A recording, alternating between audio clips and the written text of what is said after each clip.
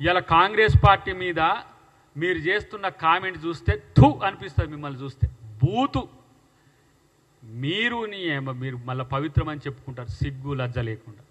Kishan Reddy నడిపిస్తుండా social media, మరి ఇంకెవరైనా నడిపిస్తుండో నాకు తెలియదు. చూస్తానికేమో నల్లికుట్టలాగా కనపడతావు, కానీ ఇలాంటి భాషనా ఇదా? సిగ్గు లజ్జ ఉందా ఆ భాషతో? ఎక్కడియో పెట్టిన వెనకటి గడ కట్ చేసి ఇటు కట్ చేసి అటు తీసుకొచ్చి నా మీద ట్రోల్ చేస్తారు.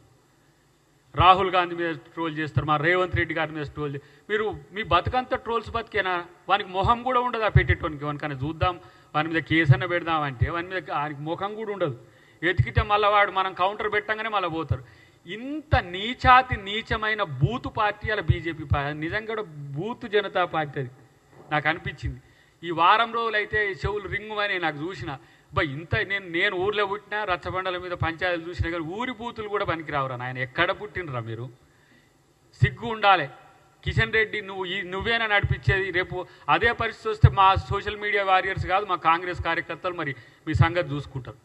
ఇలాంటి నీచాతి నీచమైన భాష జాతీయ నాయకుల మీద, గాంధీకి, మహాత్మా గాంధీకి టోపీ పెట్టి బీజేపీ నాయకులారా ఏదో మొన్న ఆయన ఏదో ప్రభాకర్ అన్న స్టేట్మెంట్ వాడుకొని కాంగ్రెస్ ప్రభుత్వమే టీఆర్ఎస్ని కాపాడుతుంది అని అనుకుంటే ఇగో మీ నాయకుడు కూడా వచ్చిండు. Mr Etela is there. ఆ రోజు మరి ఏ అగ్రిమెంట్తో వచ్చిండ్రో, మీ రాజకీయంగా మిమ్మల్ని మీరు నష్టం చేసుకోవడానికి తెచ్చిండ్రో, కానీ అలా కిషన్ రెడ్డిని అధ్యక్షునిగా పెట్టమన్నది కేసీఆర్ అని ఒక రూమర్ తెచ్చుకుంటురి పాయే. మరి ఈటల రాజేందర్ని తెచ్చుకుంటారు. ఇప్పుడు ఆయన ఎవరు పంపిస్తూ వచ్చిండో మరి ఇక్కడికి? అంటే మీ మధ్య ఉన్న రాజకీయ రహస్య ఒప్పందం ఇప్పుడు అర్థం కావట్లే. దొంగలు కలిసి ఊర్లు పంచుకున్నట్టు ఇలా ఈటల రాజేందర్ ఈడికి వచ్చిండు, మీ దగ్గరికి వచ్చిండంటే ఆయన చేసిన తప్పులు అంటే కాంగ్రెస్ పార్టీకి వస్తే పుసుక్కున్న మళ్ళీ బీజేపీ వాళ్ళు నా మీద ఎంక్వైరీ చేస్తారని బీజేపీకి పోయిండ్రా? కేసీఆర్ ఏమన్నా కక్ష సాధింపు చేస్తే బీజేపీ వాళ్ళు కాపాడుతారని పోయిండా ఈటల రాజేందర్? కాబట్టి తప్పు చేస్తే ఎక్కడ దాక్కున్నా సరే తప్పదు అనేది ఇలా మీరు గమనించాల్సిన అవసరం ఉంది. ఇక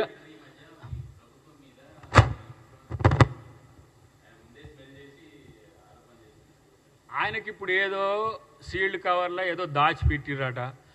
దానికి బండి సంజయ్ ఇంకో గుంపు అడ్డం పడుతుందట. మరి ఇంకో గుంపు రహస్య గుంపు మరి కిషన్ రెడ్డి ఎవరైనా తయారు చేసిండో తెలియదు, కానీ కొడక అంటే బూతులు తిడితే, లేకపోతే రేవంత్ రెడ్డి గారిని అంటే ఈయన చాలా గట్టిగా ఉండని చెప్పి ఆయన అనుకుంటారని చెప్పి మరి ఈటల రాజేందర్ గారు ఈ మధ్య మాటల్లో తూలుతున్న వైనం మనం చూస్తున్నాం. కాబట్టి నేను గతంలో కూడా చెప్పిన, మీరు ఎన్ని చేసి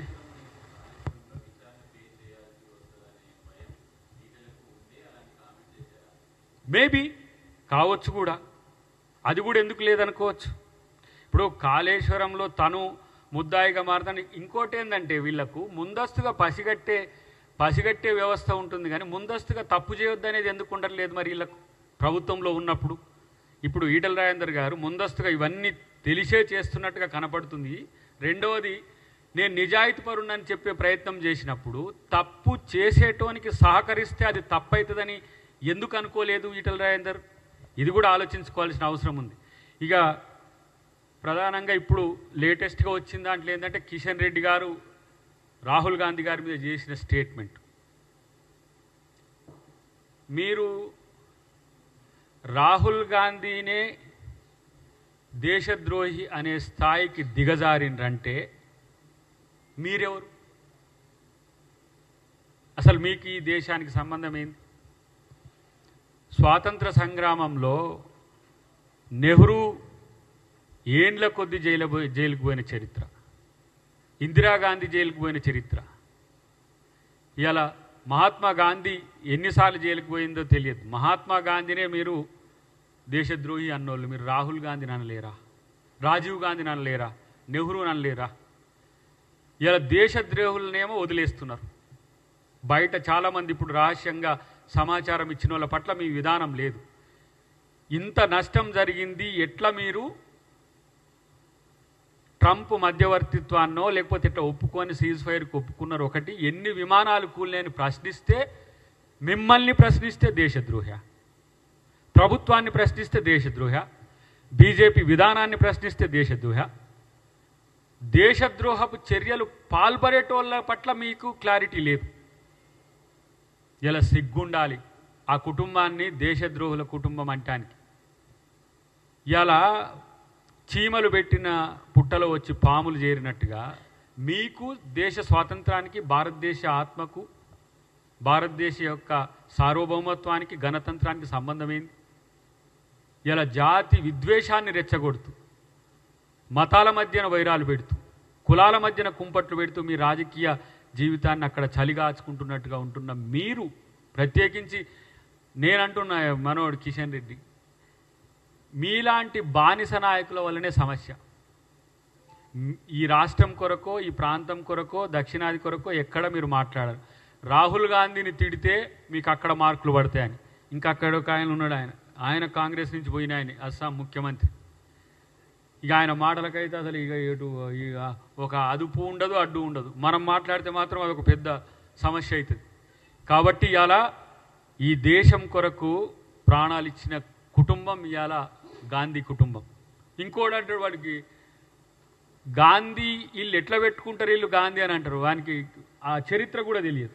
చరిత్ర తెలియనివాడు చరిత్ర నిర్మించడం అన్నట్టుగా ఇలా గాంధీకి గాంధేకి ఈ ఏదైతే ఈ పోలికలు ఉన్నాయో వాటికి ఆ చరిత్ర జరగదు. ఇంకోటి అంటాడు, వాళ్ళు అక్కడి నుంచి వచ్చారు, పాకిస్తాన్ నుంచి వచ్చి అంటారు. వీళ్ళకి పొద్దుగా లేస్తే పాకిస్తానే గుర్తొస్తుంది. కాబట్టి ఇవాళ చైనా వార్ తర్వాత ఒక మానసిక క్షోభతో చనిపోయిన వ్యక్తి ఇవాళ నెహ్రూ గారు. చైనా యుద్ధంలో ఓటమి తర్వాత ఈరోజు ఖలిస్తాన్ మూమెంట్, పశ్చిమ తూర్పు పంజాబ్లు విడిపోవద్దు, అక్కడ విడిపోయి ఒక దేశంగా ఏర్పడితే భారతదేశ సార్వభౌత్వానికి ఇబ్బంది కలుగుద్దని ఆపరేషన్ బ్లూ స్టార్కి సంబంధించిన అంశంలో తన ప్రాణాన్ని, నా దేహం ముక్కలైన ఈ దేశాన్ని ముక్కలు కానీ అన్న ఇందిరాగాంధీ కుటుంబం త్యాగం కింద మీరెంత? ఇవాళ ప్రపంచ శాంతి కోసం శ్రీలంకకు శాంతి సేనలను పంపించిన రాజీవ్ గాంధీ యొక్క మరణం ఒక వీరమరణం. మీ పార్టీలో దేశ ద్రోహానికి పాల్పడ్డోళ్ళు తప్పితే దేశం భక్తులు ఎవరైనా ఉండరా? ఇదే మొరార్జీ దేశాయ్ మీద చాలా పెద్ద ప్రేమ ఉండే నాకు. మొన్న గుజరాత్ పోతే అహ్మదాబాద్లో వారి విలువ తెలిసింది. ఇందిరాగాంధీ మీద ఇదే ప్రాపగండా, 2 ఫేసెస్ ఆఫ్ ఇందిరాగాంధీ అని చెప్పి ప్రాపగండాన్ని క్రియేట్ చేసి ఆయన అధికారంలోకి వచ్చిండు. 2.5 సంవత్సరాలనే ఆయన అధికారం కోల్పోయింది జనతా పార్టీని పెట్టి. ఇలా మీ నాయకులు ఎవరైనా మోడీ గారికి ఉన్న ఈ దేశం కొరకు కొట్లాడిన చరిత్ర ఏముందో చెప్పండి. ఈ దేశం ఏర్పాటు చేసి భారత రాజ్యాంగాన్ని బాబాసాహెబ్ అంబేద్కర్తో రచింపజేయడం వల్ల ఇవాళ మోదీ గారు లాంటి ఒక ఓబీసీ, ఒక మామూలు వ్యక్తి కూడా ఈ దేశానికి ప్రధానమంత్రి కాగలిగింది. అది కాంగ్రెస్ పార్టీ ఈ దేశానికి ఇచ్చింది. కాంగ్రెస్ పార్టీ ఈ దేశాన్ని దేశంగా కాదు, 4th లార్జెస్ట్ ఎకానమీ కాదు, రేపటి భారతదేశం ఆధునిక ప్రపంచంలో నెంబర్ 1 అవ్వడానికి బాటలేసింది కూడా గాంధీ కుటుంబం. మీలాంటి ఇప్పుడు ఆర్థిక మాంద్యం ఉన్నా కూడా సంకర పెట్టుకొని ఆర్థిక మాంద్యం ఛాయలు కనపడొద్దు. కాబట్టి తెలంగాణ ప్రభుత్వం మాత్రం ఏ పథకాలు చేయకపోయినా అడగొచ్చు, కానీ కేంద్ర ప్రభుత్వం ఏ పథకం చేయకపోతే మాత్రం ఎవరు అడగొద్దు. ఇలా ప్రపంచ ఆర్థిక మాంద్యం ఏ సమస్య ఉందో మీకు ఏమైనా కనీసం తెలిసిన వాళ్ళు ఉన్నారా? ఇప్పుడు ఆయన జయశంకర్, ఆయన పేరేదో విదేశాంగ శాఖ మంత్రి, ముందే సమాచారం ఇచ్చినాం. మరి ఆయన దేశద్రోహి కాడా? పాకిస్తాన్కి ముందే సమాచారం ఎట్లిస్తారా? ఇలాంటి తలకాయ లేని చేతలు చేయడం, మళ్ళీ రాహుల్ గాంధీ మీద కామెంట్ చేయడం, మళ్ళీ కాంగ్రెస్ పార్టీ మీద చేయడం,